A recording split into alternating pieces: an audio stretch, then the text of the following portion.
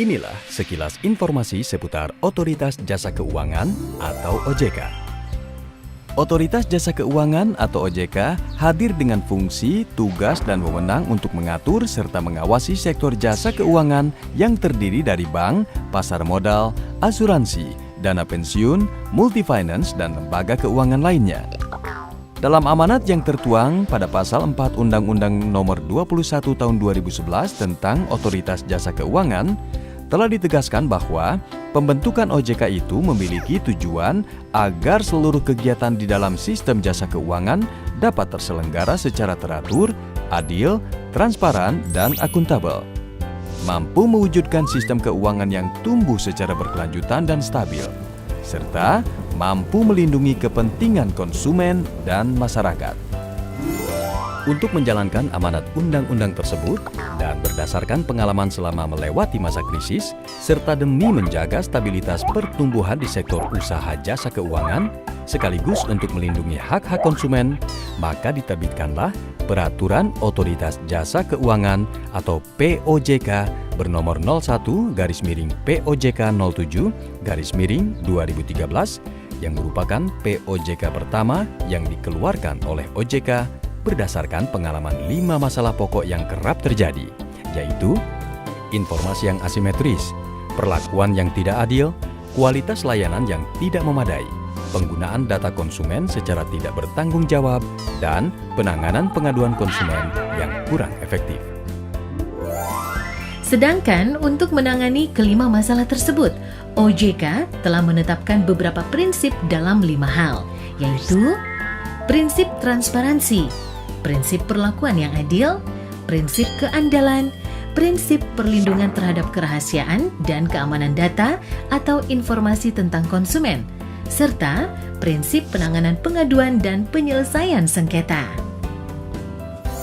Penerbitan POJK ini pun tentunya memiliki beberapa tujuan mulia. Di antaranya adalah menciptakan sistem perlindungan konsumen keuangan agar kepercayaan masyarakat kepada sektor jasa keuangan meningkat, menumbuhkan kesadaran akan pentingnya perlindungan konsumen di sektor jasa keuangan, meningkatkan pemberdayaan konsumen dalam memilih dan menentukan produk atau layanan PUJK, dan menjamin pemenuhan hak serta kewajiban konsumen.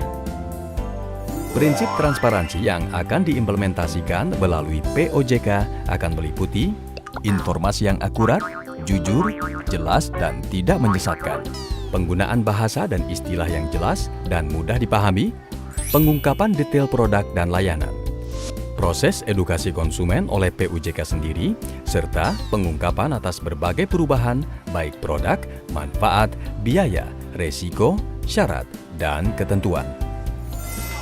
Sedangkan prinsip perlakuan yang adil yang akan diterapkan melalui POJK ini meliputi kesetaraan akses dan tidak diskriminatif, kesesuaian produk dan layanan, pemasaran yang jujur dan bertanggung jawab, prinsip keseimbangan, kewajaran dan keadilan dalam perjanjian, menghindari benturan kepentingan, serta penentuan biaya yang bertanggung jawab. Adapun prinsip keandalan yang akan menjadi fokus POJK meliputi menjamin kualitas produk dan layanan serta melindungi aset dan dana konsumen, bertanggung jawab atas kerugian konsumen yang diakibatkan oleh kelalaian yang dilakukan pihak PUJK, memberikan bukti kepemilikan produk dan manfaat kepada konsumen, memberikan laporan posisi saldo konsumen, dan melaksanakan instruksi konsumen yang sesuai dengan perjanjian. Sedangkan prinsip dalam menjaga kerahasiaan data dan informasi tentang konsumen akan meliputi PUJK dilarang memberikan data konsumen kepada pihak ketiga tanpa persetujuan konsumen, dan PUJK dilarang menggunakan data konsumen yang diperoleh dari pihak ketiga tanpa persetujuan konsumen.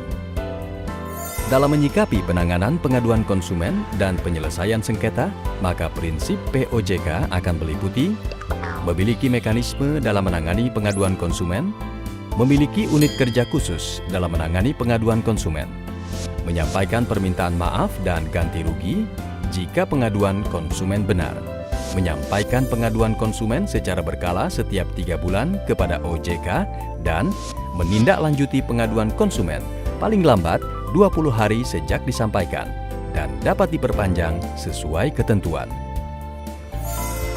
Adapun pengaduan konsumen yang dapat difasilitasi oleh OJK dan ketentuannya adalah sebagai berikut. Kerugian finansial konsumen PUJK di bidang perbankan, pasar modal, dana pensiun, asuransi jiwa, pembiayaan, perusahaan gadai atau penjaminan yang maksimal kerugiannya mencapai Rp500 juta, atau kerugian konsumen PUJK di bidang asuransi umum yang maksimal kerugiannya mencapai Rp750 juta. Konsumen mengajukan laporan tertulis yang dilengkapi dokumen pendukung. Konsumen tidak puas dengan penyelesaian awal dengan PUJK. Sengketa tidak sedang dalam proses hukum di institusi lain. Sengketa harus bersifat perdata, bukan pidana. Sengketa belum pernah difasilitasi oleh OJK. Dan pengajuan tidak melebihi 60 hari dari penyelesaian awal dengan PUJK. Sedangkan mekanisme penanganan pengaduan yang dilakukan oleh OJK adalah OJK akan menunjuk fasilitator untuk melaksanakan fungsi penyelesaian pengaduan. Kesepakatan antara konsumen dan PUJK untuk difasilitasi oleh OJK harus dituangkan dalam bentuk perjanjian tertulis. Dan hasil proses fasilitasinya dituangkan dalam akta kesepakatan yang ditandatangani baik oleh konsumen maupun PUJK. Semua ini bertujuan agar konsumen memahami dan menerima manfaat, biaya, dan resiko, dan pada saat yang bersamaan pihak PUJK dengan profesional menerapkan kelima prinsip perlindungan konsumen. Pada akhirnya, regulasi tentang perlindungan konsumen di bidang jasa keuangan yang akan berlaku efektif pada tanggal 5 Agustus 2014 nanti memiliki tujuan akhir, yaitu agar dapat memenuhi hak dan kewajiban konsumen dengan benar, sekaligus meningkatkan kepercayaan melalui pertumbuhan di industri jasa keuangan yang berkesinambungan.